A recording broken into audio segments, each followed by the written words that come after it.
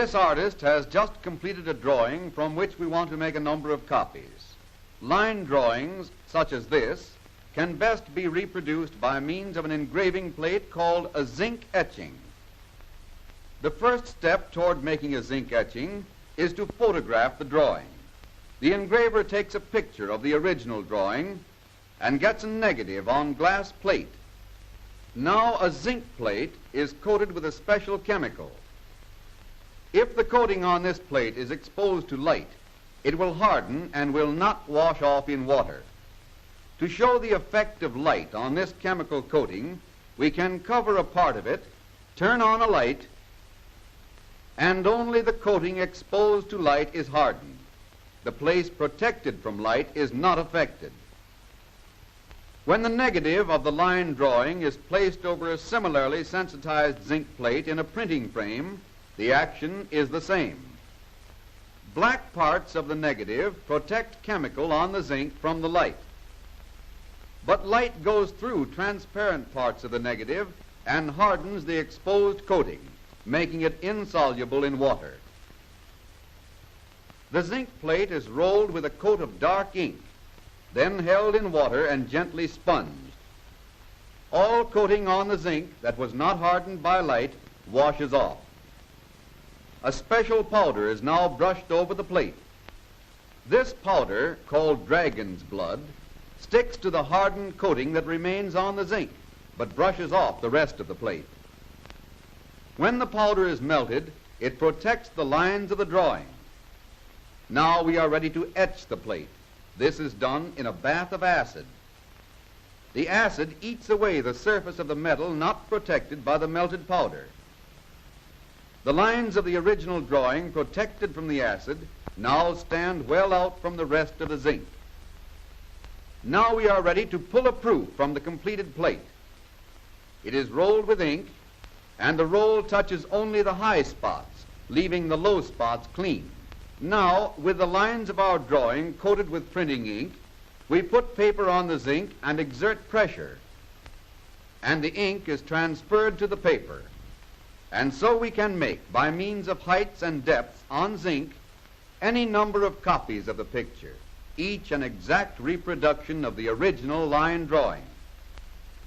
But now suppose we want to print a different kind of picture, a wash drawing or photograph.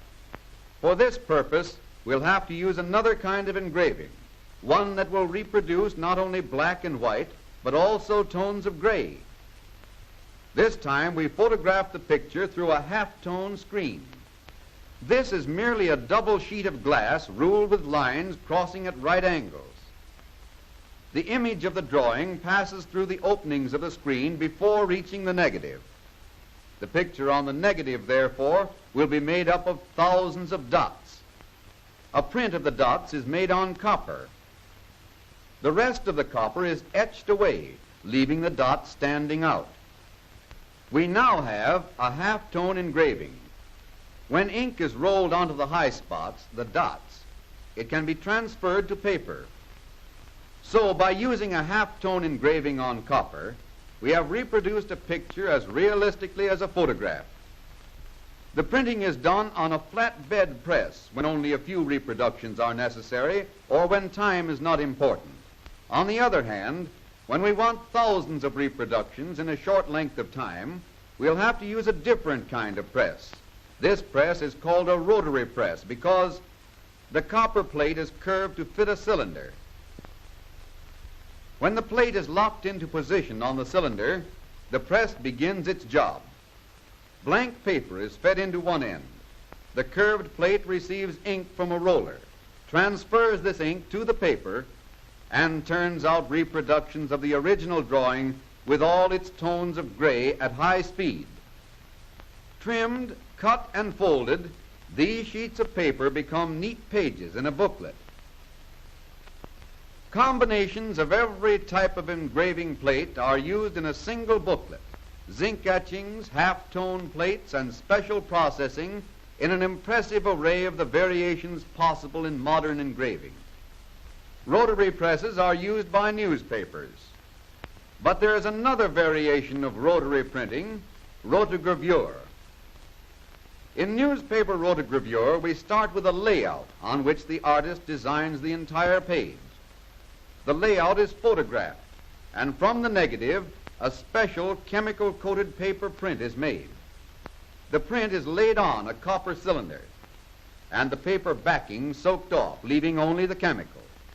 The cylinder is now washed in water, and all chemical that was not hardened by light washes off. When the etching fluid is poured over the cylinder, the unprotected parts are eaten away, leaving holes in the copper. Unlike other halftones, the holes or low places in this copper cylinder make our picture. The cylinder is put on the press and turned through an ink bath, which soaks the entire surface with ink. A bar wipes off the cylinder, leaving ink only in the holes. Paper is forced against the cylinder by a rubber impression roller. The rubber forces the paper into the low spots of the copper cylinder and thus transfers the ink to the paper.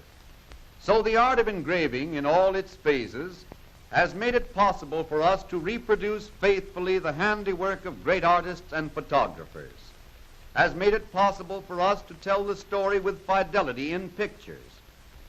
Pictures translated into heights and depths on zinc or copper and transferred onto paper with every smallest detail exactly reproduced.